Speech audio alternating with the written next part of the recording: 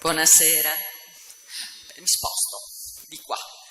Buonasera a tutti, sono Dora De Diana e vi porto benvenuti per questa 15ª rassegna di archeologia. La rassegna è, credo, nata 20 anni fa circa, per volontà appunto dell'Archeoclub di Venezia, sede di Venezia, e in collaborazione con il Ministero per i beni culturali e attività culturali, il Polo Museale del Veneto, la Soprintendenza Archeologia, Belle Arti e Paesaggio per il Comune di Venezia e ha sede alla Fondazione Querini Stampati, da sempre.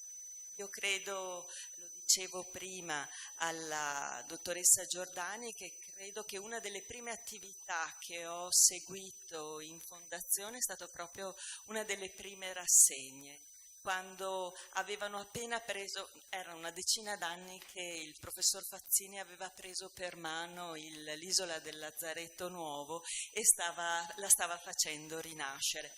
E infatti i volontari, per esempio, della fondazione che fanno la guardiania e assistono alla mediazione culturale al Museo della Querini Stampaglia sono proprio volontari Archeoclub e Ecos Club e hanno, attraverso il professor Fazzini, hanno scoperto, per esempio, così come l'abbiamo scoperto tutti noi della fondazione, l'isola del Lazzaretto Nuovo. Dal 2013 gestiscono in qualche modo e permettono l'apertura dell'isola del Lazzaretto Vecchio, che è uno dei temi di questa rassegna, per cui questa sera parleremo del futuro dell'isola del Lazzaretto Vecchio, parleremo del futuro museo della Laguna di Venezia e quindi io vi dico soltanto che la rassegna continua fino al 9 di aprile, sempre alle 17:30, sempre il giovedì, quindi da questa sera ci sono ancora altri 3 appuntamenti. Lascio la parola, saluto i relatori della serata, il professor Daniele Ferrara, la professoressa Nicoletta Giordani, l'architetto Giulia Passanti, il professor Fossati e lascio la parola al professor Gerolamo Fazzini. Buona serata e buon lavoro a tutti. Grazie.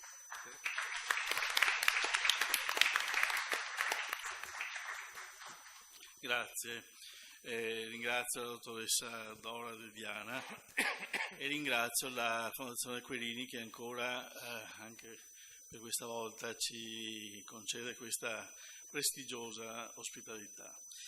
Questa 15ª edizione, abbiamo cominciato nel 1991, quindi sono quasi 30 anni, insomma. Ogni 2 anni abbiamo mantenuto l'appuntamento, quindi siamo alla 15ª edizione.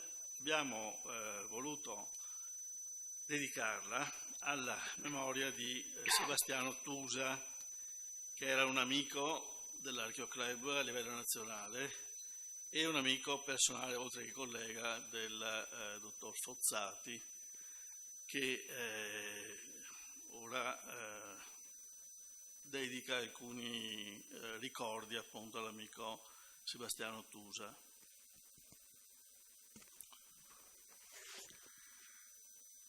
Penso che tutti quanti voi interessati all'archeologia abbiate almeno una volta sentito il suo nome e comunque ho preparato una breve scheda di ricordo di una persona che ha lasciato un segno profondo non solo in Sicilia ma nell'archeologia italiana e anche a livello internazionale per questa sua vocazione un po' a rappresentare l'Italia in molte sedi al di fuori del nostro paese.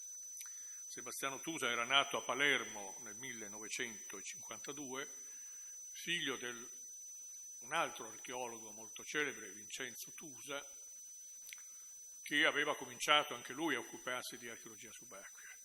Sebastiano Tusa si è laureato in lettere all'Università di Roma con una specializzazione in paletnologia come a Roma si chiamava e si chiama ancora in quell'istituto la preistoria, e da lì nasce uno degli interessi fondamentali di Sebastiano Tusa, cioè la storia più antica della Sicilia. Sulla preistoria siciliana Sebastiano Tusa ci ha lasciato poi alcuni volumi fondamentali di ricerche e di studi che lui ha fatto in prima persona. Dopo la laurea a Roma, Sebastiano Tusa ha avuto alcune esperienze di lavoro sia all'università sia in altre istituzioni come lo stesso Ministero degli Affari Esteri, e poi finalmente è tornato nella sua Sicilia, dove ha insegnato prima all'Università di Palermo e poi è stato accolto dentro la regione siciliana, settore beni culturali. Perché settore beni culturali? Perché nel 1980 e dall'80 all'82 era ispettore archeologo del Ministero per i beni e le attività culturali di Roma. Ha prestato servizio presso il Museo Pigorini per 2 anni, facendo il concorso nel 1979, che è stato l'unico concorso fatto dal nostro Ministero per assumere archeologi preistorici. Poi non ne ha fatti mai più. Nella regione siciliana Sebastiano Tusa comincia una trafila molto importante, che è quella di interessare non solo l'ambiente scientifico ma soprattutto l'ambiente politico alla tutela e alla conservazione del patrimonio archeologico sommerso. Quindi viene prima istituita una sorta di servizio subacqueo che si chiamava GIAS, Gruppo di Indagine Archeologica Subacquea Sicilia, e poi uno SCRAS, nome non molto bello, che significava Servizio per il coordinamento delle ricerche archeologiche sottomarine della regione siciliana. Il salto di qualità viene fatto nel 2004 quando l'Assemblea siciliana approva un disegno di legge che istituisce la prima soprintendenza del mare in Italia, e cioè in Sicilia. Tuttora l'unica soprintendenza del mare che c'è in Italia è quella siciliana. Dal 2004 al 2010 è soprintendente del mare, poi c'è una breve interruzione in cui è soprintendente a Trapani, poi riprende dal 2012 fino all'11 aprile del 2018. Perché? Perché l'11 aprile del 2018 viene chiamato dal presidente dell'Assemblea siciliana, Nello Musumeci, a ricoprire il posto lasciato vuoto per dimissioni da Vittorio Sgarbi di assessore ai beni culturali della regione siciliana. Due note importanti. Sebastiano Tusa ha portato avanti più aspetti della sua vita di archeologo, non solo quella di pubblico amministratore, quindi di sovrintendente o di direttore, ma anche quella di studioso e di ricercatore. Quando è stato sovrintendente del mare ha portato avanti tantissime ricerche nei mari della Sicilia, che sono ricchissimi. L'ultimo grande successo che ha avuto è stato quello di riuscire a identificare il luogo della battaglia dell'Egadi. Luogo straordinario per materiali che sono stati identificati e recuperati, e questa collezione di rostri eccezionale verrà esposta prossimamente a Roma in una mostra. Ma non ha mai dimenticato e mai tralasciato l'insegnamento universitario. Ha insegnato all'Università di Palermo, poi all'Università di Bologna per diversi anni, e tuttora aveva un insegnamento all'Università di Bologna, all'Università di Roma, all'Università di Palermo e all'Università di Napoli, l'Università di Suor Orsola Benincasa, dove tuttora aveva un insegnamento. L'ultimo insegnamento, che anche questo teneva vivo, era quello a Marburg in Germania.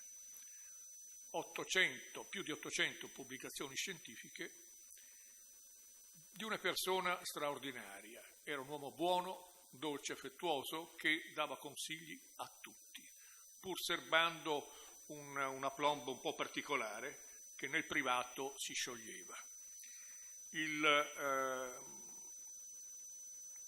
il 10 marzo del 241 a.C. è la data della battaglia di Delegadi.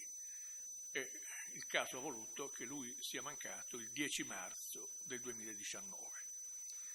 Con lui sparisce uno dei pionieri dell'archeologia subacquea italiana contemporanea.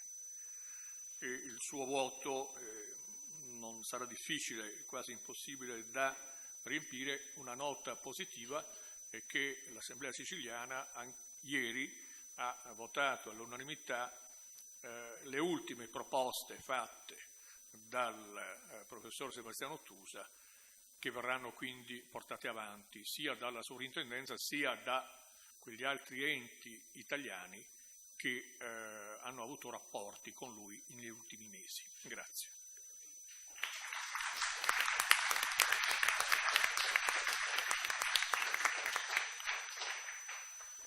Bene, riprendiamo i lavori della rassegna dicendo che quest'anno vogliamo riparlare, abbiamo pensato con il dottor Fozzati, con il Polo Museale del Veneto, abbiamo pensato di dedicare buona parte di questi incontri all'argomento del Museo Archeologico della Laguna di Venezia, che dovrebbe sorgere al Lazzaretto Vecchio. 4 anni fa avevamo già dedicato una edizione della rassegna a questo argomento, ma le idee erano ancora molto vaghe.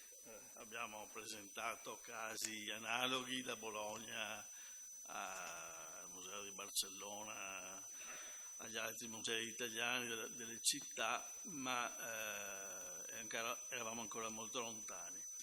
In questi anni abbiamo lavorato molto, abbiamo lavorato sodo, ci sono state di mezzo riforme e controriforme. Siamo passati dalla soprintendenza archeologica alla soprintendenza unificata di Palazzo Ducale e ora il Lazzaretto Vecchio è stato assegnato al Polo Museale del Veneto. Adesso io cedo la parola al direttore del Polo Museale del Veneto, dottor Ferrara, e poi parleranno la dottoressa Giordani, direttrice di questo futuro museo, di questo museo che insomma è in corso d'opera, e l'architetto Passante, che ha l'incarico di redigere il progetto, come si chiama, il master plan dell'isola del Lazzaretto Vecchio. Bene, grazie a voi e do la parola al dottor Ferrara. Prego. Buon pomeriggio a tutti. Allora, oggi è la giornata nazionale del paesaggio, detta dal Ministero dei Beni e delle Attività Culturali. Quindi abbiamo come polo museale aderito e individuato appunto questo tema del Lazzaretto Vecchio, perché ovviamente fortemente incardinato col tema del paesaggio. Vi farò vedere fra breve 2 immagini, forse di più. Vi chiedo anticipatamente scusa del fatto che massimo per le 6:30 dovrò assentarmi per impegni che mi devono vedere domani mattina presto a Napoli, però poi lascerò la parola all'illustrazione del nostro lavoro alla dottoressa Nicoletta Giordani e all'architetto Giulia Passante. Però voglio avere il tempo di farvi vedere un paio di immagini, forse qualcuna in più, se adesso vediamo col tempo,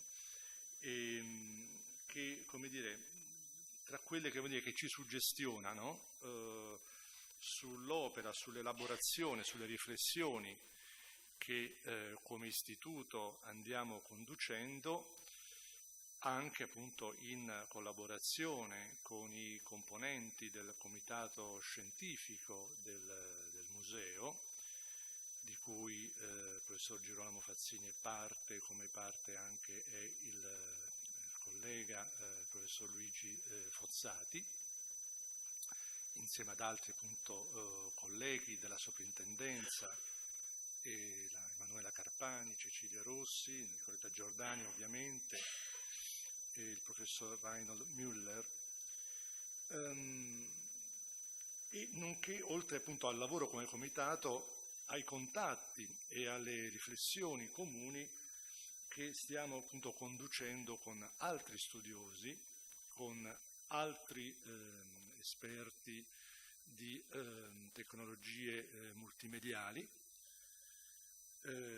di ingegneria idraulica, per appunto elaborare un progetto, un museale che sia, come dire, interessante, che sia coinvolgente, che sia rivolto, come dire, si preoccupi, diciamo così, di chi non è specialista di storia della laguna, ma come dire, deve essere in qualche modo chiamato, coinvolto a conoscere appunto anche in maniera, adesso va un po' di moda dirlo, no? In maniera esperienziale appunto la laguna e la sua come ambiente e la laguna come storia. Voglio premettere a queste immagini che vi farò vedere anche adesso dei dati che vi darò in maniera telegrafica per focalizzare la situazione attuale dei lavori e dei finanziamenti di cui possiamo disporre. Allora, la prossima settimana partono i lavori per dotare l'isola della cabina elettrica. Sull'isola non c'è corrente, quindi va portata la corrente e realizzata appunto la cabina elettrica, che assorbirà un costo di 350.000 euro. Faceva parte di un fondo di 390.000, di cui 40.000 sono stati utilizzati circa 2 anni fa per un intervento di somma urgenza. Poi presso il segretariato regionale del Veneto sono disponibili 5 milioni del progetto grandi interventi del Ministero, che serviranno appunto a intervenire sul sistema delle tese. Poi la dottoressa Giordani e l'architetto Passante vi faranno vedere nei dettagli anche in planimetria, cioè il sistema di questo pettine, diciamo così, di 5 grandi corridoi, di cui una parte insisterà sul futuro spazio museale e le altre appunto saranno, come dire, dedicate a esposizioni permanenti. Poi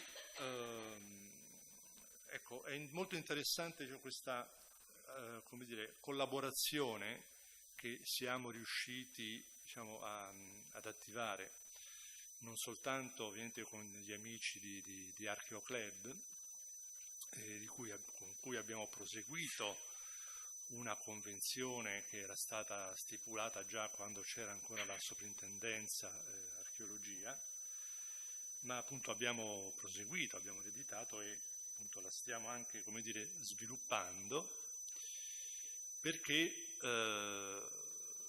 contiamo, come dire, espletate le dovute formalità, ad esempio di contare appunto sull'opera di Archeo Club anche per il recupero di una unità immobiliare che fa parte del complesso monumentale, che è la Cavana. E in questo è in corso, diciamo così, l'istruttoria per le autorizzazioni al progetto presso la soprintendenza. Dovremo appunto poi ovviamente fare dei passaggi formali naturalmente, ma ecco, contiamo appunto di questa collaborazione che noi abbiamo già appunto per quello che riguarda la vigilanza, la guardiania, la didattica, la mediazione appunto culturale, la divulgazione della storia del Lazzaretto con visitatori, con pubblico scolastico, eccetera, appunto la sviluppiamo anche in questa direzione. dicevo, oltre all'Archeoclub, appunto collaborazioni con la Fondazione Biennale, con il Provveditorato Opere Pubbliche.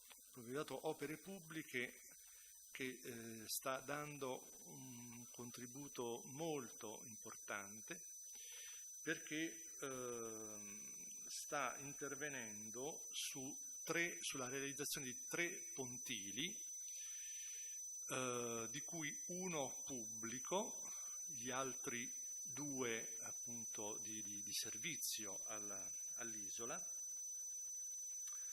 Per il pontile pubblico stiamo anche lavorando insieme all'amministrazione comunale per far sì appunto che diventi approdo di trasporto pubblico, quindi in qualche modo collegare Lazzaretto Vecchio appunto attraverso vie di trasporto pubblico al resto della città.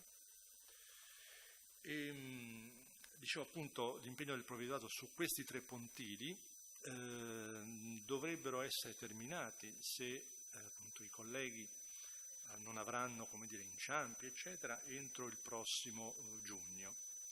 Questa è la previsione. Ma non solo, il provveditorato ha reso disponibile la risorsa di 3 milioni di euro con la quale si andranno a recuperare e a restaurare la contumacia alla Crozola, poi la vedrete in planimetria. Quindi quello che abbiamo detto appunto 5 milioni per il sistema dei pettini, questa contumacia alla Crozola, la vedrete poi in pianta, occupa praticamente l'asse mediano, diciamo così, degli edifici dell'isola, una buona parte di questo asse mediano. E poi, ecco, immagino avrete appreso dalla stampa il finanziamento appunto che è stato indicato dal nostro ministro Bonisoli di 10 milioni. Finanziamento appunto dove gli organi, le nostre strutture centrali appunto stanno lavorando alla raccolta e a tutti i provvedimenti, ovviamente i decreti che questa raccolta comporterà appunto per la messa a disposizione e l'assegnazione di questo importo, che si è basato appunto sulla elaborazione del master plan che fra breve vi verrà illustrato. Scusate. Ovviamente è un master plan che ha tenuto conto delle dimensioni dell'isola, quindi delle migliaia di metri quadri coperti, delle migliaia di metri quadri scoperti, quindi di questa funzione museale e di questa funzione anche polivalente, multiculturale, diciamo, che Lazzaretto Vecchio, ecco, dovrà svolgere per, come dire, attrarre pubblico, visitatori in diversi appunto campi, diciamo ambiti, come dire, di interesse, all'insegna però, ecco, di una declinazione, come dire, in chiave culturale. Ovvero, se ci sarà, come dire, uso il se, perché appunto stiamo lavorando a varie ipotesi, no? Cioè, quelle le abbiamo ovviamente formulate, ma dobbiamo poi concretizzarle. La funzione museale, la funzione di centro studi, una funzione appunto anche di foresteria, ma che tipo di foresteria? Non è che andiamo ad aprire l'ennesimo albergo o bed and breakfast, no? In città, diciamo. Non è che andiamo ad aprire, come dire, l'ennesimo luogo di ristorazione, no? Di cui Venezia è piena e intasata. se sarà appunto un servizio di ristorazione, sarà un servizio di ristorazione che dovrà essere declinato anche in chiave culturale, compatibile con quello che il museo archeologico della laguna andrà a raccontare nelle sue sezioni attraverso il suo patrimonio. Però siccome dobbiamo, con questo racconto che andremo a comporre, abbracceremo a 360 gradi quella che era la conformazione, la composizione e l'uso, la frequentazione della laguna, ecco che andremo a intercettare appunto ambiti quali anche quello, ad esempio, del tema cibo, che sarà appunto declinato in chiave culturale, sfruttando anche spazi, come quello ad esempio dell'ortaglia, no? Per collegare la visita al museo con una appunto esperienza, cioè noi quello che ad esempio stiamo sognando è che il pubblico, che i visitatori possano mettere i piedi in acqua, ecco, e poter,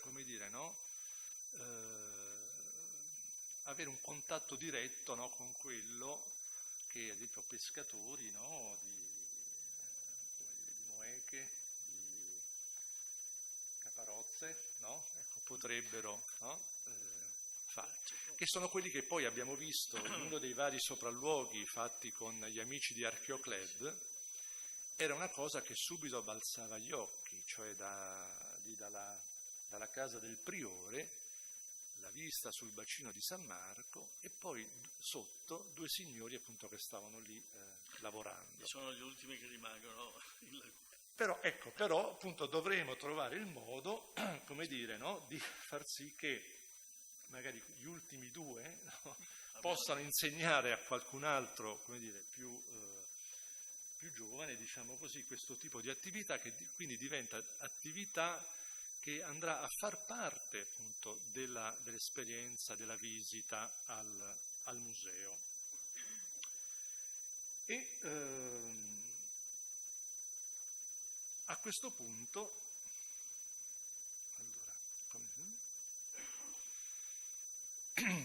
la Venezia di Jacopo de Barbari, sicuramente qui la conoscete tutti, è un monumento, diciamo così, della grafica italiana del Rinascimento.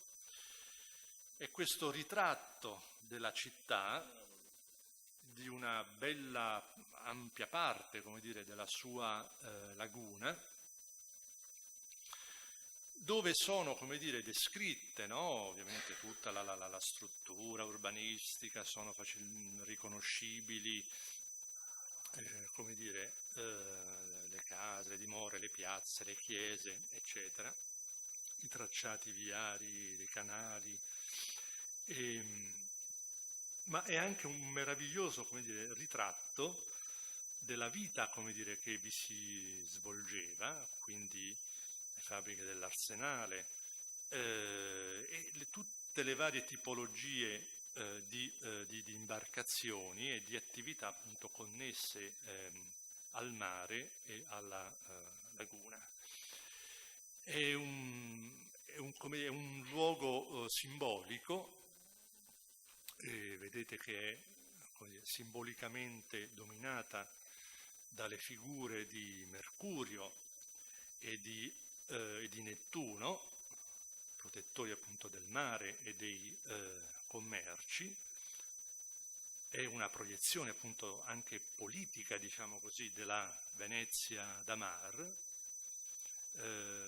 invita, alla prudenza, no, dei governanti, invita alla prudenza appunto i governanti di allora, cioè a guardare appunto in quell'ambito che aveva fatto grande la Repubblica. Ebbene, in questo spazio appunto della laguna, considerato così simbolico, ecco che c'è un dettaglio minimo nei pressi dell'isola di San Giorgio, dove qui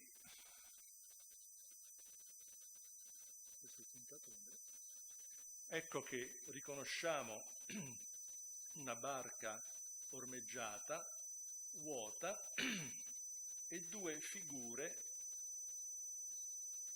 che sono piegate o in piedi, stanno camminando su questo fondale più basso. Jacopo de Barbari disegna con molta attenzione, no? Anche la profondità, diciamo, dei vari canali interni alla laguna. Ed ecco quindi Jacopo de Barbari e i due caparozzanti, ovvero da questo ritratto glorioso della Repubblica, ecco che, come dire, non viene meno un dettaglio minimo, diciamo così, perché ovviamente ci sono, no, i marinai, no, coloro che stanno sulle navi, sulle imbarcazioni più piccole di dimensioni, ma ecco che c'è questo dettaglio, peraltro nei pressi appunto di San Giorgio, quindi prospetticamente quasi proprio nel centro simbolico, diciamo, dell'intera composizione,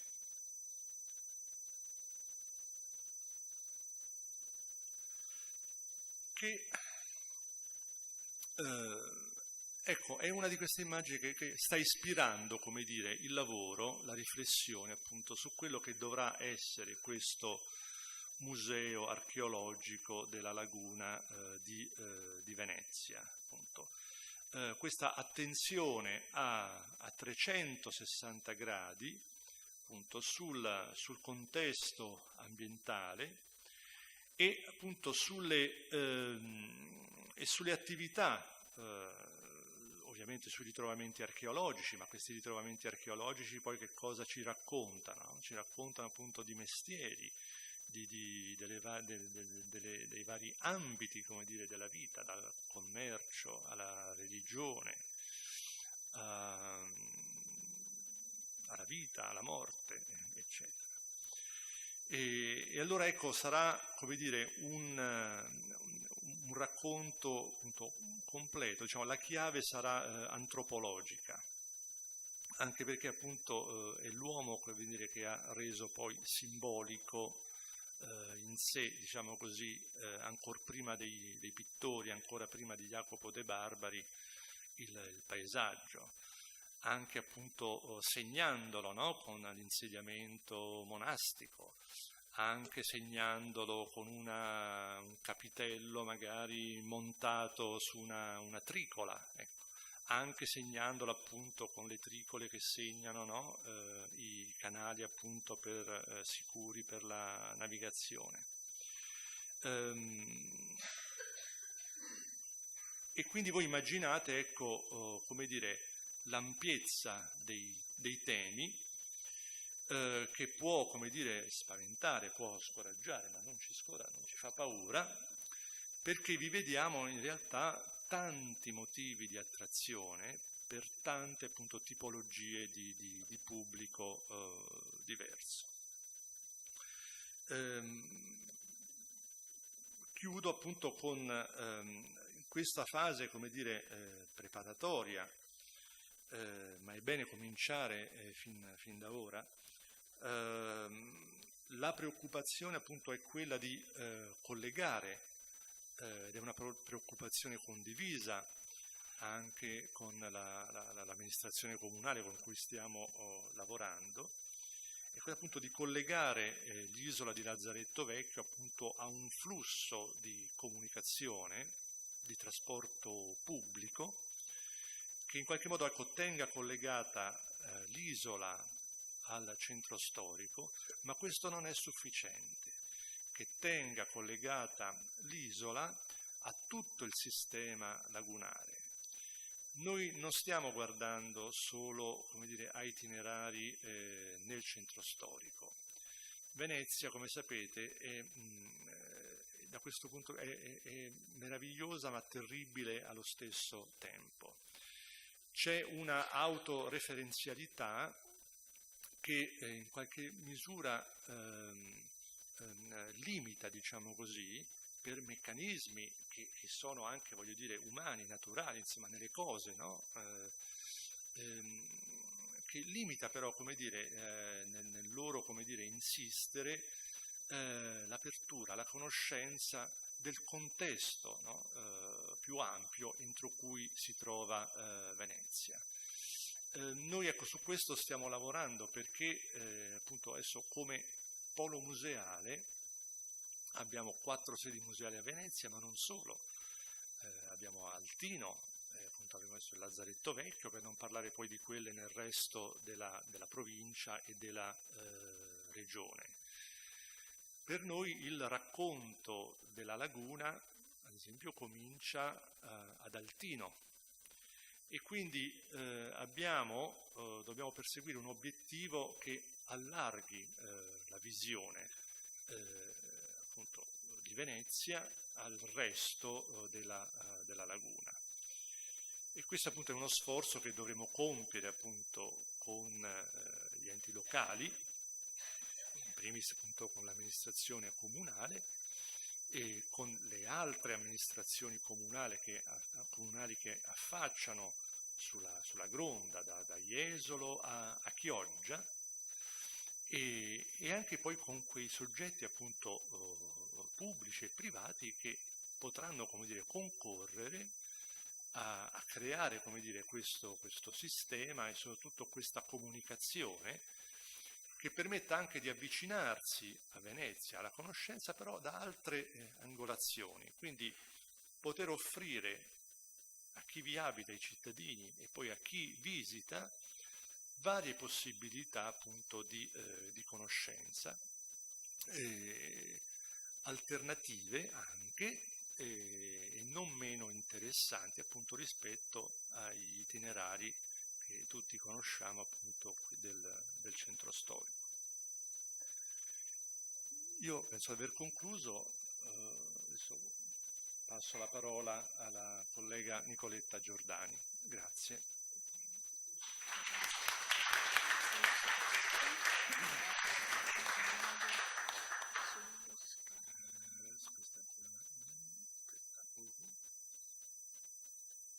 No, perché non si vada in giro magari dicendo cose, devo correggere il dottor Ferrara, quelli che raccolgono le vongole in laguna si chiamano caparossolanti, perché le vongole si chiamano caparossoli, ecco, in veneziano, scusate. Caparosse però. No, caparozzoli.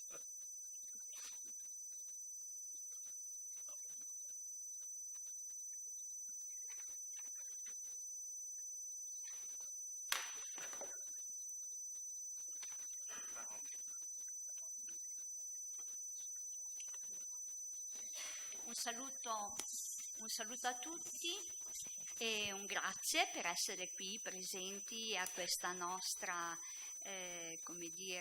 questo nostro assaggio di quella che è la nostra visione del futuro museo archeologico della laguna. Museo archeologico della laguna, perché l'ente speciale attraverso la quale andiamo a visionare tutti gli aspetti, le forme, come ho voluto intitolare il mio intervento, le forme della laguna, sarà l'archeologia. L'archeologia che è una scienza assolutamente interdisciplinare, quindi non è chiusa in se stessa. L'archeologia ha dato un contributo sostanziale anche alle ricostruzioni delle vicende geologiche della laguna, perché attraverso i campionamenti, i sondaggi approfonditi è in grado di contribuire a tantissimi aspetti della conoscenza della laguna. Eccola, un'immagine quasi surreale dei ghebi, dei canali, la laguna come forse si presentava ai primi abitatori di questo territorio, che la ricerca archeologica colloca in un tempo assolutamente remoto, quasi mitologico, perché siamo circa 8.000 anni fa, le prime testimonianze risalgono al periodo mesolitico. Omerico, e Luigi Fozzati mi confermava che alcune attestazioni già citate da altri autori sono proprio nell'area della laguna. Da paesaggio naturale a paesaggio coltivato, l'intervento dell'uomo ci porta a interagire con questa realtà straordinaria. Quindi tentativo di rendere coltivabile, vediamo le immagini dei canali, quindi delle bonifiche che le popolazioni a partire dall'età romana chiaramente svolsero all'interno di questi paesaggi difficili. L'immagine che vediamo a fianco al canale è quella di una antropizzazione che corrisponde a molte situazioni delle isole della laguna. È un'immagine dell'isola di San Giacomo in Paludo, che era sede di un monastero, come spesso accade nelle isole lagunari, ed è stato oggetto di indagini archeologiche estese e anche di una importante pubblicazione da parte di Cecilia Moine. Abbiamo detto che queste immagini delle origini della laguna ci rimandano al mito. Miti e leggende che collocano spesso nel mondo omerico le origini delle città e anche dei territori. L'area comunque è un ambito delle popolazioni venete, la cui origine viene proiettata nell'Iliade, quindi nei poemi omerici, nell'ambito della guerra di Troia. Il fondatore di Padova viene immaginato come Antenore, un principe troiano, e nel Medioevo viene ritrovata un'urna che conteneva 2 scheletri e viene attribuito, all'interno c'era un corredo funerario con spade, con monete d'oro, e questo contesto viene interpretato come la sepoltura di Antenore, quindi come una conferma del mito omerico, e viene costruita un'edicola, un monumento dedicato a questo eroe. Un altro elemento importante del paesaggio sono le divinità, i fiumi che vengono raccontati. In questo caso abbiamo un'immagine, una testa che rappresenta forse Esiodo, era stato interpretato come Seneca, ma altri ritengono che possa essere un ritratto di Esiodo, una testa che sta al Museo Archeologico Nazionale di Napoli, e il testo esiodeo, quello della Teogonia, e qua vediamo invece un'immagine di un'altra opera di Esiodo, è riferita all'origine dell'Eridano. L'Eridano, fiume, che viene interpretato da Esiodo come un fiume del Rodano, ma altri autori, come lo stesso Plinio, lo identificano come l'area del Po, quindi un'area estremamente importante, che è collegata geograficamente con gli ambiti lagunari. Le fonti storiche classiche, greche e romane, come Strabone e come poi Tito Livio, come Plinio il Vecchio, ci documentano quella che era l'immaginario della laguna, ma parlano della laguna come un territorio complicato, con le sue variazioni continue, quindi non ci raccontano la popolazione, ma sono colpiti proprio dalla mutevolezza, dalla difficoltà di questo insediamento, di quest'area, che però non impedisce all'uomo di occuparla. Immagini straordinarie della laguna ci vengono riportate da numerosi documenti cartografici, di cartografia storica. Ma quella che ci interessa di più come archeologi è l'immagine che ne restituisce Tommaso Temanza. Tommaso Temanza è un architetto, è un ingegnere idraulico, è uno scrittore e sarà il primo che lavorando in laguna scrive della laguna nei suoi zibaldoni, ma soprattutto nella dissertazione dedicata al monastero di Sant'Ilario, a Sant'Ilario, nell'area di Olivolo. E il Temanza, che è sepolto nella chiesa di Santa Maria Maddalena qui a Venezia, è il primo autore che si occupa con un intento da precursore di quella che potrebbe essere la situazione della cartografia archeologica della laguna. Infatti correda la sua dissertazione con 3 carte che riportano i ritrovamenti della laguna, quindi una prima cartografia archeologica ante litteram. L'importanza di questo autore è che nella sua prospettiva, in una forma molto innovativa, non si limita a individuare i resti archeologici e a indicarli in una mappa, ma interpreta il dato archeologico, la presenza dell'uomo in laguna in età romana e nel pieno medioevo fino al Rinascimento, alla luce anche di un'analisi della documentazione delle fonti archivistiche, della cartografia, di tutto quello che può dare informazioni preziose per ricostruire un contesto nel suo insieme. Questi straordinari mosaici sono stati recuperati proprio nell'area di cui si interessa il Temanza, nell'area del convento di Sant'Ilario. Sono mosaici che risalgono al IX secolo d.C., che è il periodo in cui si sviluppa maggiormente questo insediamento.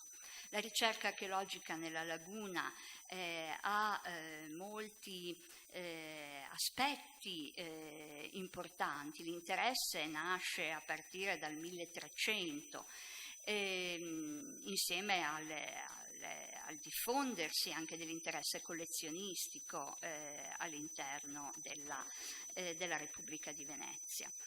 Tra gli autori, gli studiosi, archeologi e non, che si occuparono dei ritrovamenti archeologici in laguna, alla fine dell'Ottocento ci sono numerosi autori che meritano il nostro interesse. Tra questi Urbani de Gelthoff, che scavò, che trovò resti che attribuì a una presenza in epoca preistorica in laguna all'interno del cosiddetto Fondaco dei Turchi. Le ricerche più recenti che sono state fatte anche dal dottor Luigi Fozzati all'interno di questo contesto hanno confermato non tanto le presenze preistoriche ma quanto l'esistenza di resti riferibili all'epoca romana e chiaramente anche medievale e rinascimentale. quindi stratigrafie piuttosto complesse che hanno restituito delle sequenze molto interessanti in quest'area. Per ricostruire quello che era il tessuto antico di quella che sarà a partire dall'Alto Medioevo, Rivo Alto e la futura Repubblica Serenissima di Venezia, nell'area di Venezia, le indagini archeologiche condotte dalla Soprintendenza Archeologica del Veneto e da Luigi Fozzati hanno un particolare rilievo per quanto riguarda l'area di quello che era il teatro Malibran.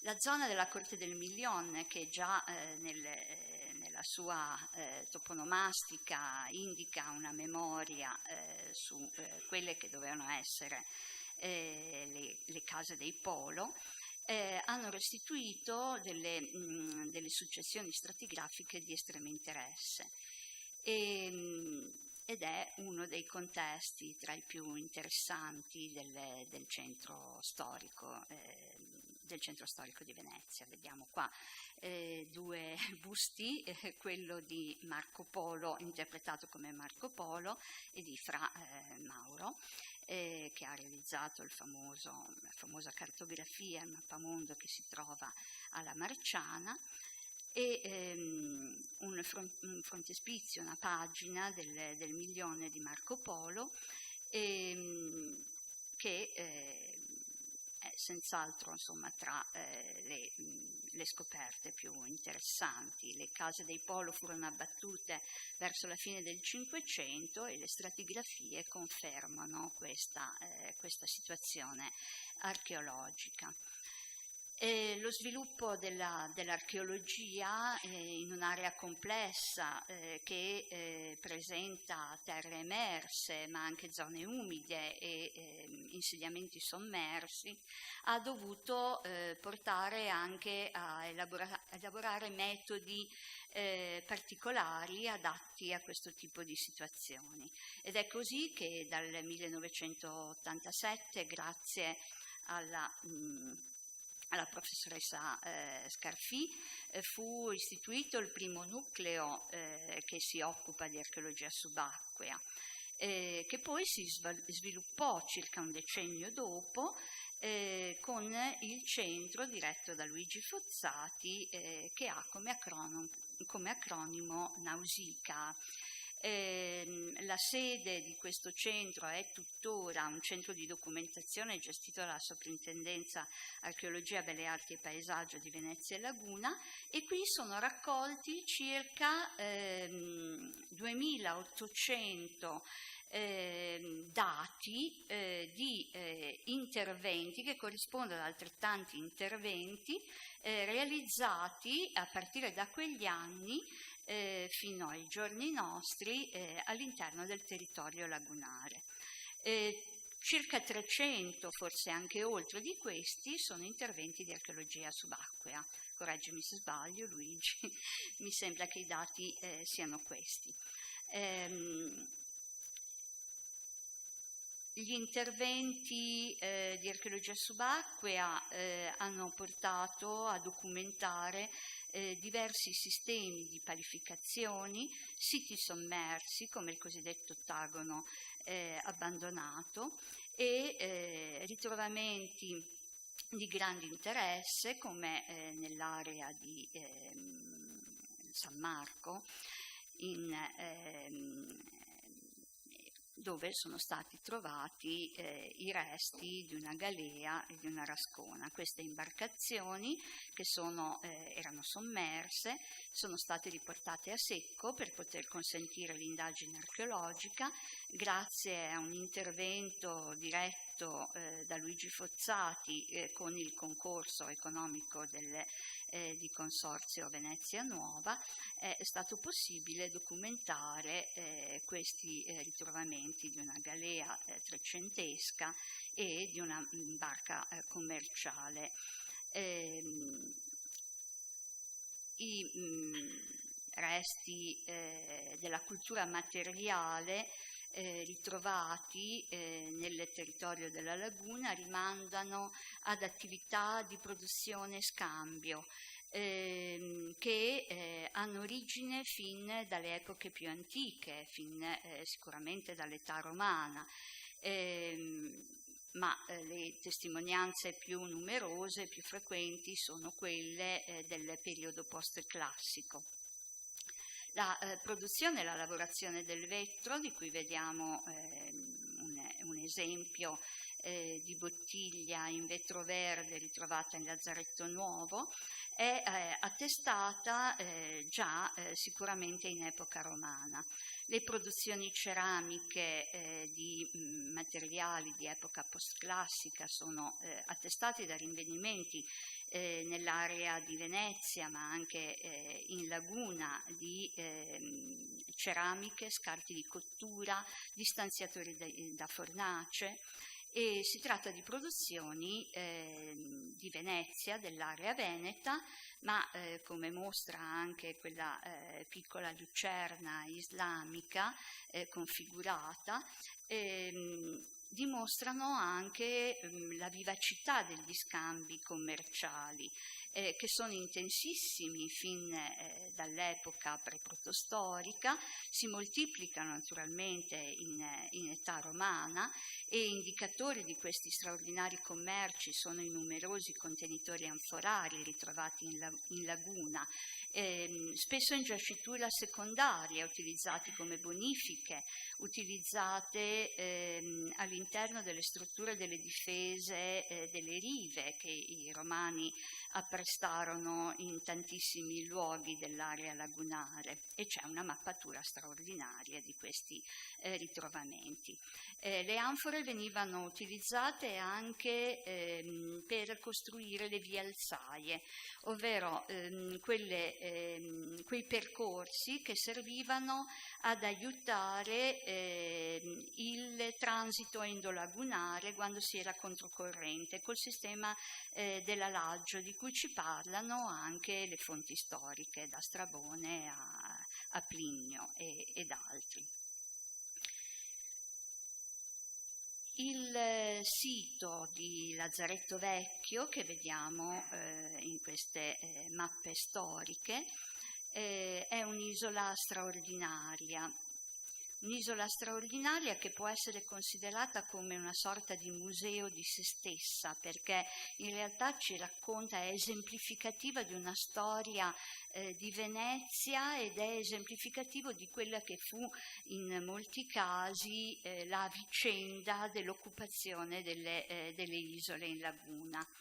Lazzaretto Nuovo ha restituito resti preistorici, ci sono punte di freccia, elementi di litica. Lazzaretto Vecchio parte con insediamenti di età romana, ma l'insediamento che viene attestato in forma architettonica è l'uso come monastero, una sorte che abbiamo detto che è comune a molte isole della laguna.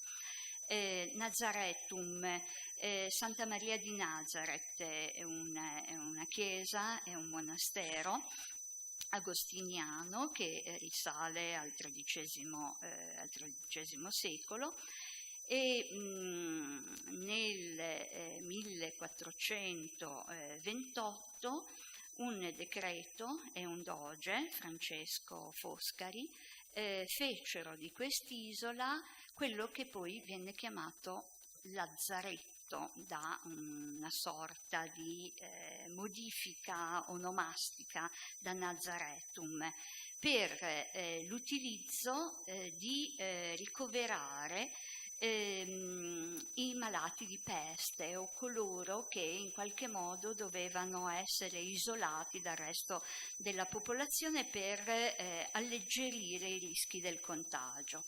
Venezia è all'avanguardia in tutte le manifestazioni che riguardano la prevenzione e il tentativo di non solo curare ma soprattutto cercare di limitare la diffusione delle epidemie. È all'avanguardia in Europa con l'istituzione di questo luogo, a cui seguirà pochi decenni dopo il Lazzaretto Nuovo, dedicato a un altro sistema di prevenzione che è la contumacia, la quarantena di merci e persone che naturalmente la Serenissima Repubblica Veneta non poteva rallentare. Erano troppo importanti i commerci, anche se i commerci erano una fonte di rischio, quindi si trova un sistema per limitare i rischi con il sistema della quarantena. La stessa funzione avrà poi anche il Lazzaretto Vecchio in una fase successiva. Dicevo museo di se stesso perché oltre a questa storia ricchissima, che poi vedremo in alcune immagini di scavi archeologici che cosa ci porta, è anche un luogo che ha un aspetto ambientale, paesistico, che è veramente straordinario. Un luogo che può regalare emozioni su tanti aspetti di interesse. Ecco, questo è il portale di accesso al Tezon delle Merci, dove appunto venivano riunite le merci, quando nel Lazzaretto Vecchio si passò anche alla funzione di contumacia delle merci provenienti dai movimenti delle navi commerciali. E a lato ho voluto mettere un frammento di queste iscrizioni numerose che troviamo all'interno del Tezone, che indicano la presenza di persone, di merci, dove venivano collocate, sistemate, naturalmente sempre con un principio di organizzazione e di razionalità. E questa iscrizione è in turco ottomano e parla di personaggi che arrivarono al Lazzaretto Vecchio ma che erano stati alla Mecca, quindi un ricordo. Il passaggio di queste persone ha lasciato traccia e non solo nelle iscrizioni, come vedremo. Tra il 2004 e il 2008 sono state realizzate delle opere da parte del Consorzio Venezia Nuova, Magistrato delle Acque, opere naturalmente di difesa delle strutture, difesa dagli attacchi delle maree. Queste opere hanno portato a indagini archeologiche che hanno interessato molte aree dell'edificato e del territorio dell'isola del Lazzaretto Vecchio. Sono state individuate delle strutture e dei depositi stratigrafici che si riferiscono a fasi antecedenti all'uso dell'isola come lazzaretto. Il materiale recuperato riporta e riconduce anche naturalmente alla cultura materiale di chi abitava in questo territorio. Naturalmente le testimonianze più estese riguardano le sepolture, che sono richiamate anche dalla stessa onomastica di alcuni luoghi, Tezon dei Morti. Erano sepolture multiple, delle fosse comuni che riguardavano le epidemie e quindi i malati di peste. Esistono anche testimonianze di sepolture singole, obissome. Quindi anche sepolture diciamo individuali o di pochi individui. Che cosa ci possono restituire queste testimonianze? Studi di antropologia fisica e di antropologia culturale tuttora in corso, sia per quello che riguarda le testimonianze ritrovate in Lazzaretto Nuovo ma anche in Lazzaretto Vecchio, approfondiscono le presenze della popolazione non soltanto di Venezia e della laguna all'interno di questi contesti, ma anche di chi arrivava con le merci. È possibile fare dei confronti attraverso la documentazione d'archivio, cioè il censimento, le analisi dei morti documentate nei dati archivistici. Ma le moderne tecniche, ed è in corso una tesi di dottorato da parte di Gaia Gabanini dell'Alma Mater Università degli Studi di Bologna, che lavorerà su un contesto di Lazzaretto Vecchio di circa 1500 individui ritrovati, lavorerà su un campione significativo di circa 400 soggetti. Le indagini saranno quelle, diciamo, non invasive, di risalire all'età, al sesso, ma anche indagini di antropologia, diciamo, fisica, con tecniche diagnostiche che porteranno a capire l'alimentazione di queste persone, la causa della morte, anche attraverso esami isotopici e eventualmente anche DNA, a avere un rapporto tra popolazioni veneziane, venete, e popolazioni straniere, individui che vennero qui e qui morirono portate dalle navi mercantili. Come accennato il dottor Ferrara, Lazzaretto Vecchio è un progetto multifunzionale, un progetto che non è chiuso in se stesso, ma che guarda alle aree importanti della laguna con le quali si vuole relazionare, e quindi vediamo in questa mappa identificati alcuni siti straordinari come Altino, Venezia prima di Venezia, Torcello, le fasi più antiche delle origini di Venezia. Altri rapporti con isole che hanno restituito come Murano e tante altre, San Giacomo in Paludo che abbiamo già citato, San Francesco nel deserto, isole che hanno restituito importanti rinvenimenti archeologici. Ma anche rapporti, il museo fuori del museo, ovvero che cosa significa? Che ci relazioniamo con importanti musei della città di Venezia, tra cui l'Accadoro che conserva la collezione Contonne e altri resti importanti di manufatti che provengono da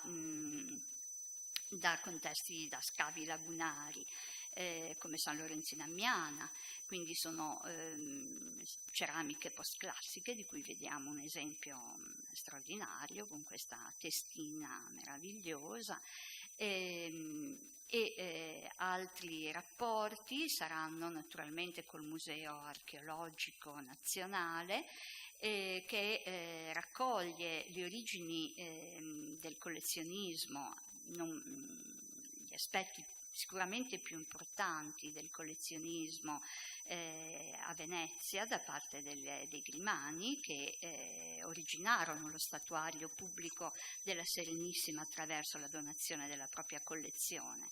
Palazzo Grimani, che è la sede costruita dai Grimani e realizzata da Giovanni Grimani come il saccello straordinario della propria collezione di antichità. Andando fuori da Venezia, il sistema delle fortificazioni, questo è un altro tema di grande rilievo, perché lo stesso Lazzaretto Vecchio, come l'insieme delle isole e di altre situazioni lagunari, ha una sua fase importante come difesa della laguna di Venezia, quindi fortificazioni e anche un uso militare che si applica anche dalla fine dell'Ottocento fino agli anni 60 del Novecento.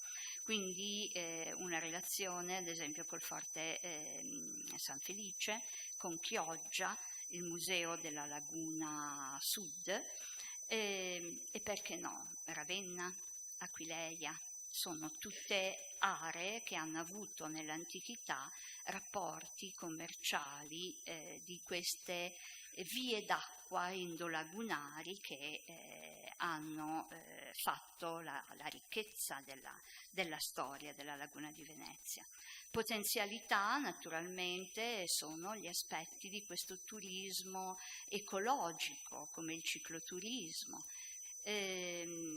Già sono in essere degli itinerari e dei progetti che riguardano il Museo di Adria in un circuito che si allarga anche alle valli di Comacchio e a un altro grande sito UNESCO che è proprio quello di Ferrara e del Delta del Po. Quindi chiudo con questa immagine di Adria e di un altro suggestivo tramonto lagunare, con l'auspicio che questo nostro progetto possa avere tutte queste potenzialità espresse e non soltanto auspicate e immaginate. Vi ringrazio per l'attenzione.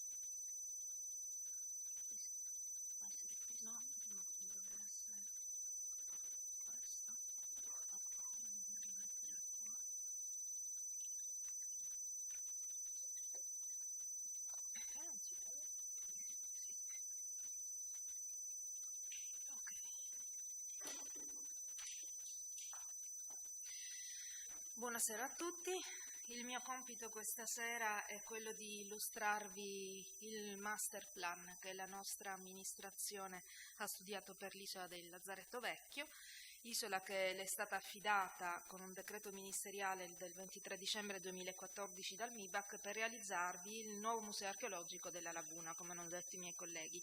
Tuttavia, prima di parlarvi del progetto, vorrei mostrarvi brevemente delle immagini, mappe, incisioni, fotografie che ci aiuteranno a capire le trasformazioni dell'isola. Dunque, la prima parte della mia presentazione racconterà la storia dell'isola e dei suoi edifici, la seconda parte è la presentazione del progetto vero e proprio. Iniziamo con questa prima immagine che è l'antica pianta dell'Inclita città di Venezia, edita da Tommaso Temanza nel 1780. In questa incisione Tommaso Temanza ridisegna, copia la famosa mappa di Fra Paolino che rappresentava lo stato della città di Venezia nel XIV secolo. Quindi, anche se il documento è settecentesco, contiene la prima rappresentazione dell'isola del Lazzaretto Vecchio, che nel 1300 era chiamata ancora Santa Maria di Nazareth, come ricordava la mia collega. Bisogna infatti ricordare che gli eremiti della regola di Sant'Agostino avevano fissato nell'isola una loro dimora, in data ignota, ma che nel 1249 vi avevano fondato ufficialmente una chiesa con convento. La intitolano a Santa Maria di Nazareth probabilmente perché nell'isola potevano trovare ricovero i pellegrini in andata e in ritorno dalla Terra Santa. Le strutture del convento, quindi, come del resto in quel periodo accadeva anche in altre realtà lagunari, svolgevano funzioni assistenziali connesse ai pellegrinaggi in Terra Santa. Agli inizi del 400 il monastero era ridotto solo a pochi membri e fu così che i beni passarono sotto il controllo della Repubblica. L'isola fu scelta per insediarvi una struttura sanitaria nuova per la difesa dalla peste, che rappresentava un costante pericolo per Venezia, particolarmente esposta al morbo per gli intensi rapporti commerciali con le altre popolazioni del Mediterraneo. Risale, come diceva appunto anche Nicoletta, al 1423 l'atto costitutivo con cui il Senato istituisce questa prima struttura sanitaria, il primo lazzaretto della storia. Dal nome dell'isola, Santa Maria di Nazareth, si finì con l'identificare il nuovo ospedale col termine Nazaretum, poi divenuto per corruzione Lazzaretum e infine Lazzaretto. La nuova funzione dell'isola è rappresentata nell'immagine successiva, che è la pianta prospettica della città di Venezia di Benedetto Bordone. In questa mappa l'isola compare dunque col suo nuovo nome, Lazzaretto, anzi leggiamo in realtà Lazzaretto Vecchio, se riuscite a individuarla qua, ecco, Lazzaretto Vecchio, in quanto nel 1468 il Senato veneziano aveva fondato un secondo lazzaretto e per differenziarlo dal primo era stato chiamato appunto Lazzaretto Nuovo. Si tratta di un'immagine simbolica di Venezia fortemente evocativa, che non ha alcuna attendibilità topografica e che rappresenta il lazzaretto come un recinto chiuso da un'alta muraglia che delimita lo spazio della malattia e della morte. Nella veduta successiva si tratta di una mappa querellata su pergamena del litorale di Malamocco, conservata all'Archivio di Stato di Venezia del 1552, di cui qua vediamo soltanto un dettaglio. È una delle più antiche rappresentazioni prospettiche del lazzaretto e pur nella sua schematicità sono riconoscibili comunque la chiesa con il suo campanile e gli edifici ospedalieri perimetrali. Seguono adesso un paio di mappe che sono significative non per l'aspetto realistico, ma sempre per il forte carattere simbolico che veniva attribuito a questa nuova tipologia di ospedale. Vediamo se riesco a mostrarvi il Lazzaretto Vecchio nella mappa famosa di Braun-Hogenberg, nella veduta prospettica di Venezia del 1575, e in quella di Ignazio Danti, poi, in cui vediamo anche qua il Lazzaretto Vecchio in una rappresentazione molto simile. Adesso invece inizieranno le immagini frutto di rilievi veri e propri. Anche questa è una bellissima pianta conservata all'Archivio di Stato di Venezia, è una pianta acquarellata di Anonimo, risalente alla fine del 5, primi del 600, che rappresenta soltanto un dettaglio dell'isola, una delle sue parti più caratteristiche e più rappresentative, cioè quella dove c'è la piazza del Priorato, dove c'è scritto Corte, con la casa del Priore.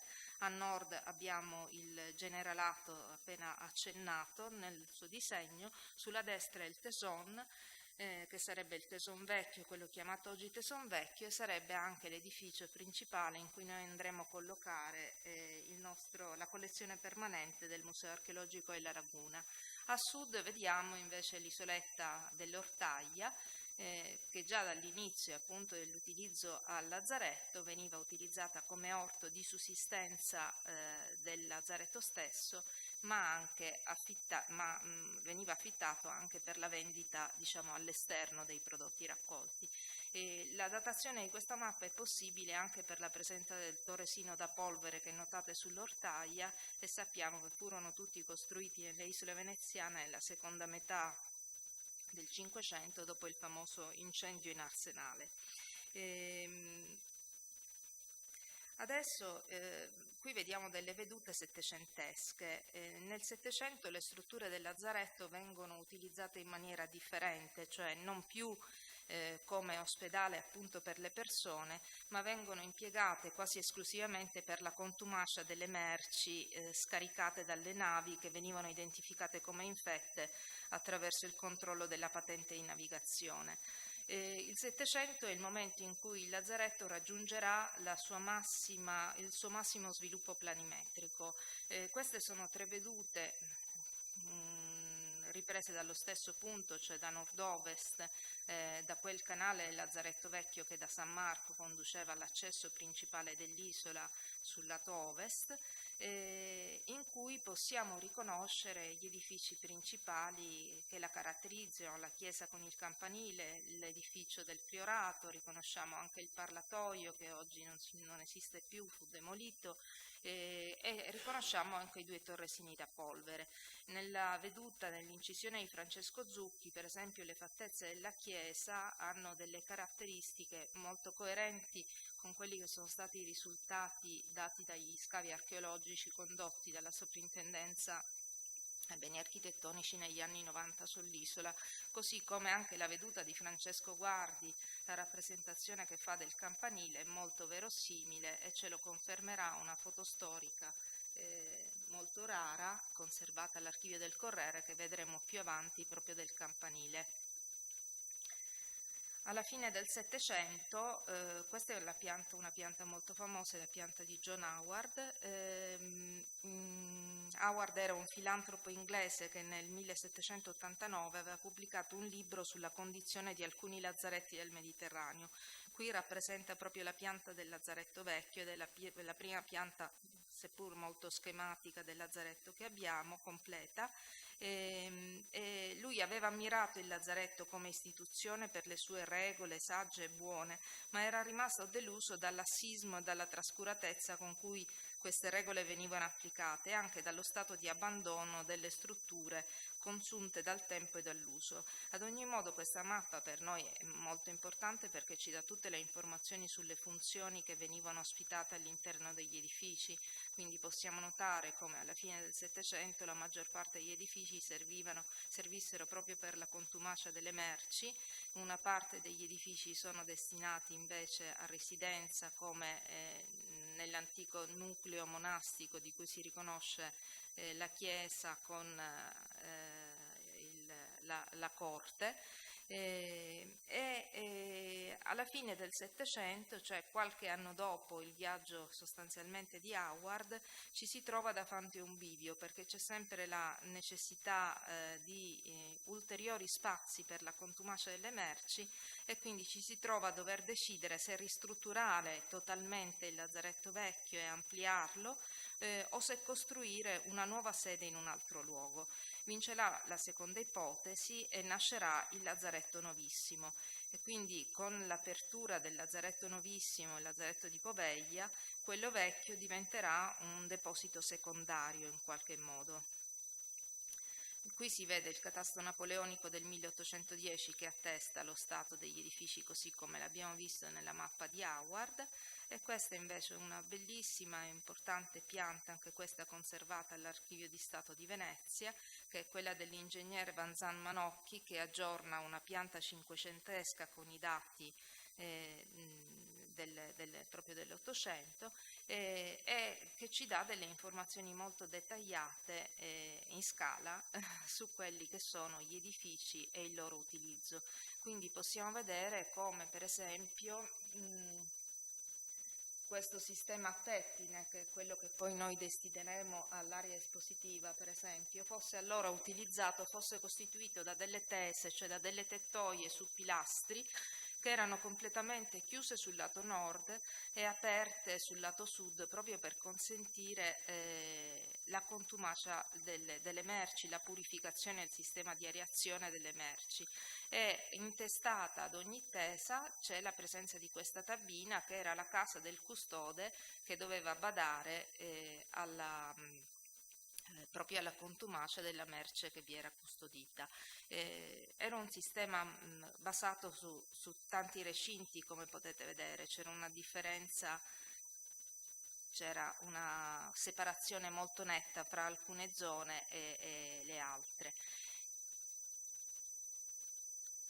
Questa è un'altra veduta ottocentesca vista però dal lato sud-est dell'isola, quindi praticamente vista dall'isola, visto dal lido, e qui vediamo per esempio l'edificio d'angolo che è la tabina, la casa del custode, vediamo le due polveriere, possiamo riconoscere il campanile e riconosciamo anche l'edificio cavana, cioè quello a ponte che si appoggia proprio sull'isoletta dell'Ortaglia. Con l'Ottocento quindi si capisce bene che inizia il lento declino del lazzaretto vecchio che verrà utilizzato per la contumacia delle merci fino alla metà del secolo. Poi nel 1852 l'isola diviene presidio militare, viene definitivamente ceduta al governo militare austriaco che la trasforma in un grande deposito per polveri e attrezzature belliche. Tale funzione venne mantenuta anche col passaggio al Regno d'Italia. Gli edifici esistenti devono supplire adesso a nuove necessità.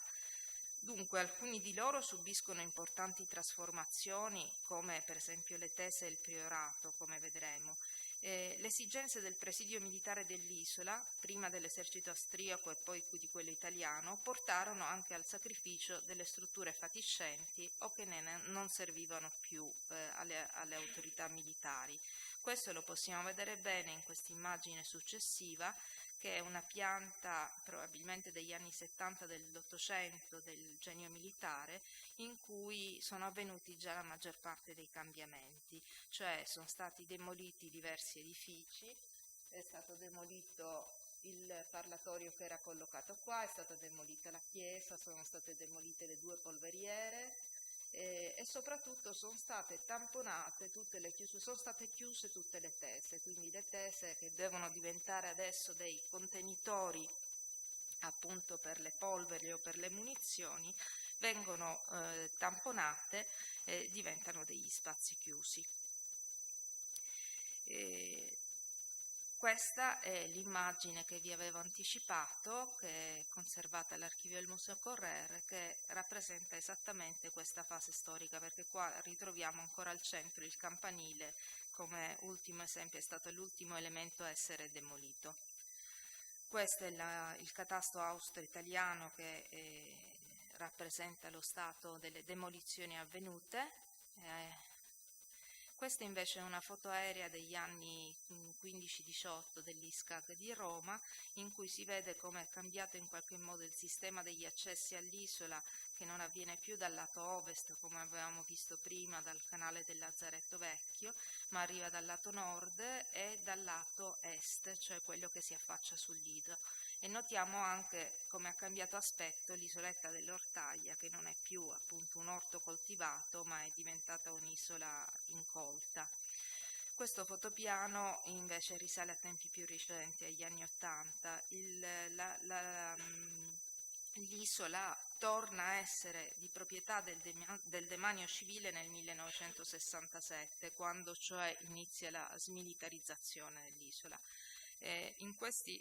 Negli anni che sono rappresentati in questo fotopiano, in realtà l'isola era occupata abusivamente da un canile che vi rimase per una decina di anni.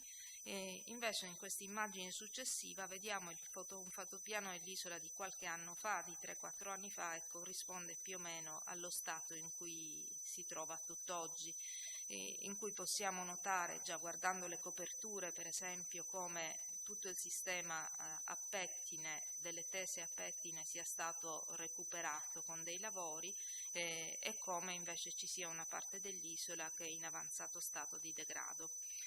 Questa è una pianta dello stato attuale dell'isola con la nomenclatura di tutti gli edifici, che naturalmente deriva da quella dall'utilizzo storico che essi avevano avuto, con i metri quadri. Siamo di fronte a un'isola di 2,5 ettari di superficie, sono più di 25.000 metri quadri, con 8.500 metri quadri circa di costruito, coperto, considerando anche i primi piani degli edifici, quindi uno spazio molto grande. Qua ecco le superfici sono riassunti in dati dimensionali e qua ho fatto semplicemente una sintesi di quelli che sono stati gli interventi di conservazione che sono avvenuti in questi ultimi anni sugli edifici. Nel 92 per esempio sono stati fatti da parte della Sovrintendenza dei Beni Ambientali e Architettonici di Venezia degli interventi d'urgenza sul tesone vecchio, sulla copertura. Nel 94 la stessa Sovrintendenza ha fatto degli interventi soprattutto sull'edificio del Priorato ma anche sul Generalato. E invece, come diceva anche Nicoletta, gli interventi più importanti sono stati quelli del 2000, fra il 2004 e il 2007, che ha fatto il Magistrato alle Acque, oggi Provveditorato ai Lavori Pubblici, che è intervenuto su tutto il sistema a pettine, su tutto il sistema dei muri perimetrali e anche sull'isoletta dell'Ortaglia, che è stata fortemente regolarizzata, per così dire. Adesso questi edifici che vedete in blu si possono considerare allo stato di grezzo, cioè mancano esclusivamente della pavimentazione, degli impianti e degli infissi, e quindi è questo il lavoro che si spera di poter andare a concludere quanto prima. Questa è la pianta del masterplan allo stadio di oggi, di studio di oggi. Quindi notiamo che la maggior parte della superficie dell'isola è destinata comunque ad attività espositiva. perché tutto il sistema a pettine, delle tese a pettine del Teson Vecchio fino a questo punto ospitano attività espositiva. La collezione permanente del museo, quello che noi pensiamo come museo archeologico della Laguna di Venezia, sarà ospitato nel Teson Vecchio, che rimane uno degli edifici più rappresentativi assieme a questo pezzo di tesetta, e invece tutto il resto sarà destinato alle attività espositive temporanee. Naturalmente una superficie così grande non poteva ospitare soltanto attività espositiva per l'appunto, ma abbiamo pensato ad altre attività di supporto, come per esempio attività ricreative, la caffetteria e il ristorante che saranno collocate nella zona centrale dell'isola, la sala conferenze, sala convegni che sarà anche questa in posizione centrale con gli spazi tecnici necessari a realizzarla. L'edificio del Priorato sarà invece, la casa del Priore è strettamente collegata al museo perché ne sarà in qualche modo la parte direzionale, mentre il master plan si compone naturalmente di un piano terra e di un primo piano. Al piano terra del Priorato ci saranno i magazzini e i locali tecnici, ma al primo piano troveremo appunto sale didattiche, sale riunioni. Eccoci. Per finire la carrellata sugli altri edifici ci sarà un centro studi archeologici nella Tesetta che si trova in questa posizione a nord con biblioteca e sale didattiche, e immaginavamo di destinare invece a attività di foresteria la contumacia del Morer. Mi dispiace che non sia bene a fuoco e non si leggano le didascalie che io leggo bene, però non... la contumacia del Morer e il Generalato al primo piano ospiteranno proprio la foresteria di cui parlava anche il direttore Ferrara. In queste successive piante abbiamo cercato di verificare se queste ipotesi, queste idee funzionali potessero essere effettivamente applicati a questi spazi con le caratteristiche che hanno, storiche che hanno, e quindi abbiamo fatto delle verifiche dimensionali su queste funzioni.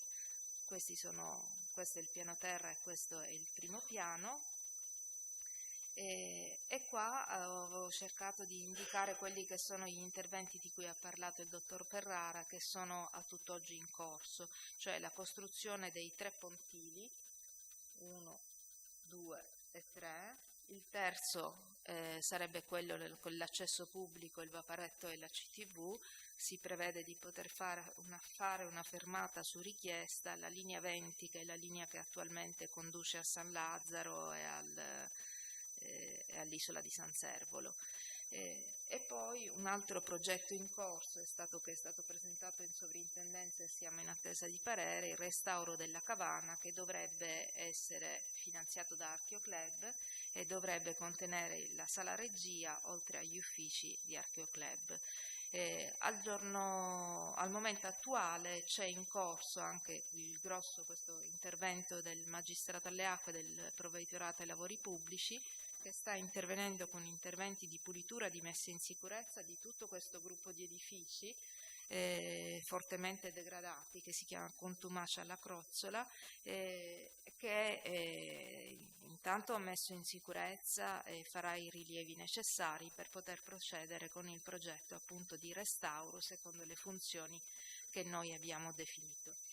Ecco, questo è il livello progettuale a cui siamo arrivati oggi. Stiamo lavorando intensamente al progetto scientifico del museo e nel frattempo vi ho illustrato i lavori che sono già in corso.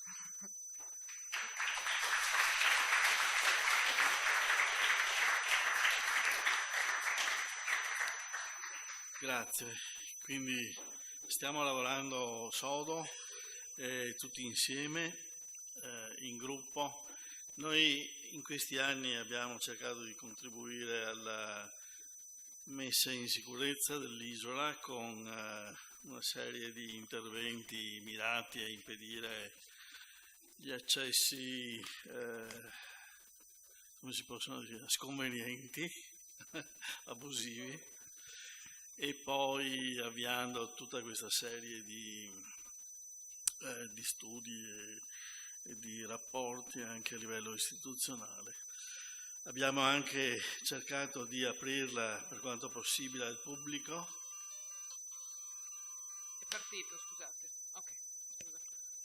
Con una serie di visite guidate. Anche quest'anno, il 14 di aprile e il 12 di maggio, ci saranno 2 aperture straordinarie, open day tutta la giornata su prenotazione, e per farlo bisogna collegarsi con il nostro sito e sulla piattaforma apposita prenotare la visita.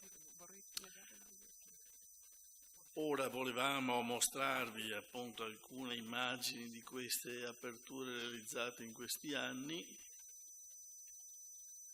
Prima di dar luogo a un piccolo dibattito, abbiamo qualche decina di minuti, se c'è qualche domanda, intanto vi preparate,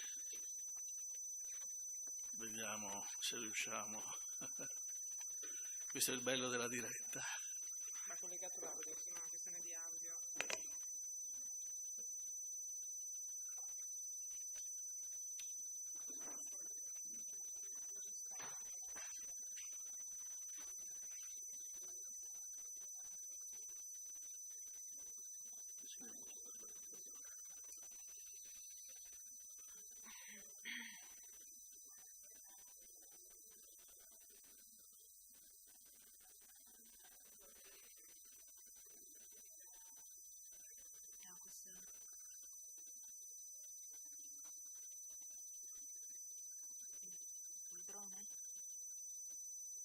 Passiamo un po' le luci, no?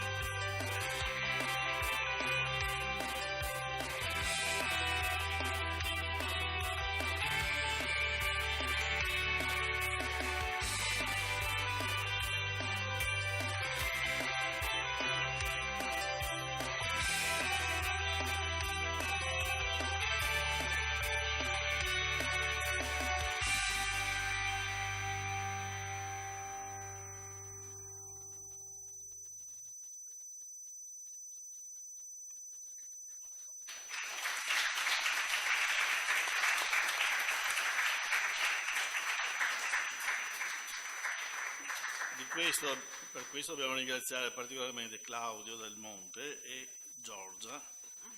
Vuoi aggiungere qualcosa, Giorgia? Ma no, diciamo che quello che abbiamo fatto nel 2017 è particolarmente esemplare, non solo per mostrare come avviene la visita dell'isola in questo momento, e quindi anche il coinvolgimento dei volontari, eccetera, ma anche la forza che ha avuto nel 2017 il fatto che per una serie di vicissitudini, cioè il passaggio dalla riforma tra sovrintendenza e polo, diversamente dal solito abbiamo potuto fare le aperture solo a settembre e ottobre. Quindi non dalla primavera. La risposta è stata straordinaria, nel senso che abbiamo dovuto fare 5, come il video diceva, aprirne una dietro l'altra perché continuava a chiedere, insomma le persone continuavano a chiederlo E quindi questa cosa ci ha dimostrato che i 3 anni precedenti insomma avevano passato parola molto bene, quindi la cosa prosegue. Le prossime 2 sono appunto la domenica 14 aprile e la domenica 12 maggio. Sul sito trovate il modo per fare la prenotazione, che è necessaria vista la grandissima quantità di persone che vengono sempre. Dopo l'estate ne faremo altre, ma intanto cominciamo con la primavera. Grazie. Bene. Se c'è qualche domanda, però inviterei anche il dottor Fozzati a esporsi. Lasciamo la parola al pubblico, questa è la risposta.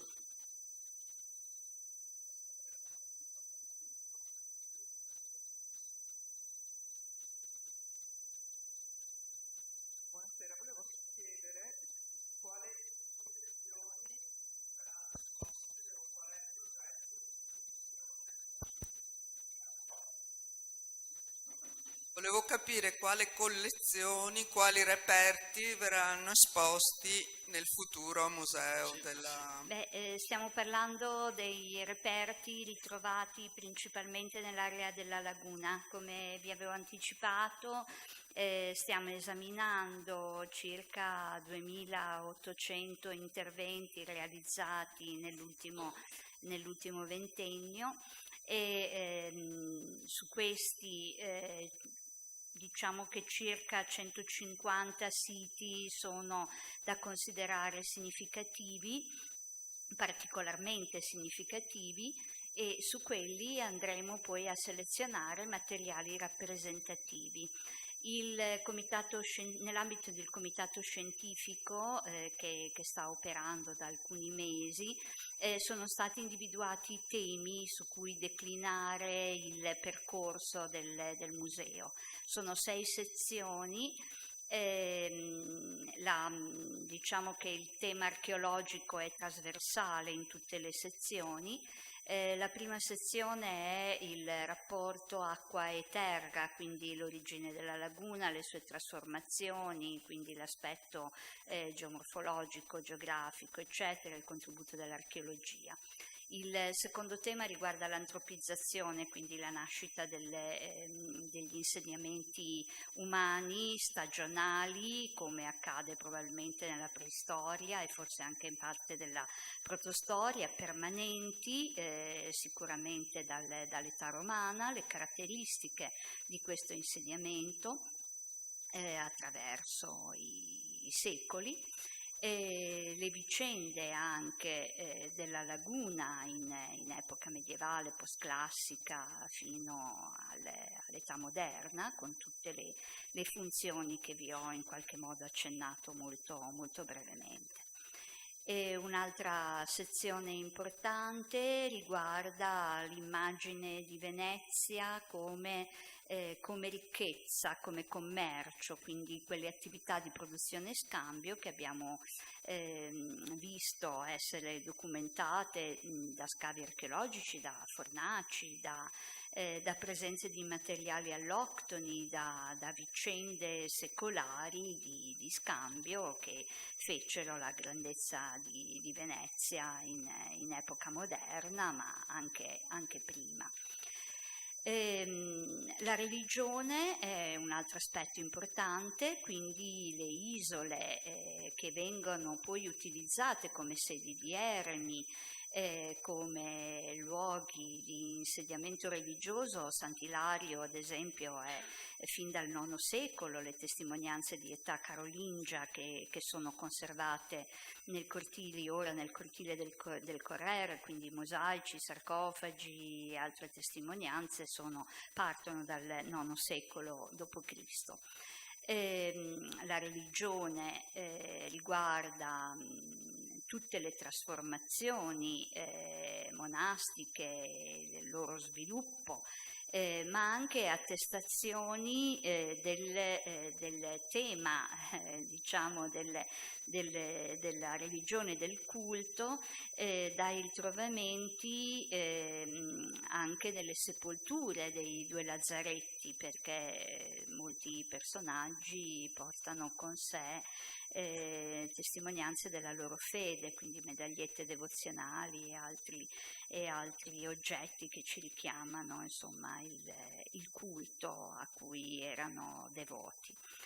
Il tema importante della sanità, perché Venezia è, come dire, un esempio nel mondo ante litteram sulla prevenzione. Non avevano delle conoscenze così scientifiche, ma erano di estrema efficacia. Quindi questo è veramente straordinario. Ed è un aspetto che riguarda il lazzaretto vecchio, il lazzaretto nuovo, la triade dei 3 lazzaretti insieme a Poveglia, ed è comunque un tema di ampio respiro, anche il confronto di studi sollecitati da Archeoclub sui lazzaretti nell'ambito del Mediterraneo. Venezia è portatrice di questi usi anche al di fuori, nelle terre che erano dominio della Serenissima, ma non solo, e ci sono documenti storici di contatti, documenti, lettere dove si chiedono consigli, si danno informazioni. Poi naturalmente ultima ma non ultima, perché è un tema che troveremo affrontato, come dicevo, a livello trasversale, è l'archeologia. L'archeologia, la nascita dell'archeologia, la storia degli studi, ma soprattutto l'archeologia moderna e le carte archeologiche georeferenziate, i sistemi GIS, un documento, uno strumento non solo storico ma anche di tutela, quindi diciamo aspetti che saranno illustrati, anche documentati con reperti selezionati dall'esame di questi contesti che si trovano in parte in Lazzaretto Nuovo, ma non solo. E quindi stiamo proprio cercando di arrivare ad elenchi dettagliati di questi materiali per poter studiare anche le modalità di allestimento, ovvero in termini, come dire, pratici, quante vetrine, di che dimensione, quanti apparati didattici, di che tipo, eccetera, eccetera.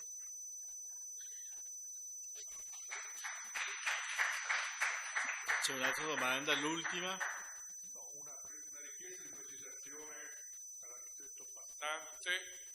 E la collega Giordani. Io credo che il pubblico voglia sapere quando apre il museo. Se ci sono i soldi. Allora, le previsioni, le indicazioni che ci ha dato il Ministro sono abbastanza spaventose, ovvero tempi veramente stretti e si parla strettissimi, per cui stiamo lavorando disperatamente, però insomma diciamo che forse potranno esserci alcune proroghe, non lo so. Comunque l'idea era alla fine del 2020, la vedo molto complicata. Comunque noi stiamo ragionando su questo obiettivo, anche perché se veramente avremo i finanziamenti in cassa, ci dobbiamo far trovare pronti quando il finanziamento ministeriale arriverà al polo museale, quindi siamo in questa, come dire, in questa ottica. Naturalmente voi sapete che è sempre complicato e lungo il percorso non solo della progettazione, ma quello delle gare, dei bandi, dell'affidamento dei lavori, del controllo dei lavori, che a volte portano a delle sorprese e quindi a delle dilazioni, al di là della volontà di tutti, e quindi insomma Però direi che siamo partiti in ogni caso e quindi dei risultati anche a breve li avremo sotto gli occhi. Poi lavoreremo con Archeo Club per consentire a un più ampio spettro di presenze, di visitatori, di accedere all'isola in forma di sicurezza anche durante le attività di cantiere, creando dei percorsi dedicati alle visite, e quindi non vogliamo assolutamente interrompere le attività che sono state svolte in questi anni, perché non è assolutamente, come dire, ecco. Quindi avrete, direi, altre opportunità di vedere lo sviluppo delle nostre attività da vicino. E poi studieremo anche delle forme di comunicazione, degli incontri per aggiornarvi sul nostro percorso. Vogliamo rendere pubbliche queste nostre attività, quindi questa è una prima presentazione, ma seguiranno tante altre. Grazie. Volevo ricordarvi il prossimo incontro, perché vedo qui la professoressa Francesca Maragnini che sta salutando, e che sarà ancora sul Lazzaretto Vecchio, però sugli aspetti epigrafici che sono stati sulle scritte e documenti, insomma, che sono emersi in questi ultimi giorni, si può dire, con recenti anche ritrovamenti, anche di documenti relativi a queste lapidi. Ecco, e quindi vi do l'appuntamento la prossima settimana, prossimo giovedì alle 17:30, grazie.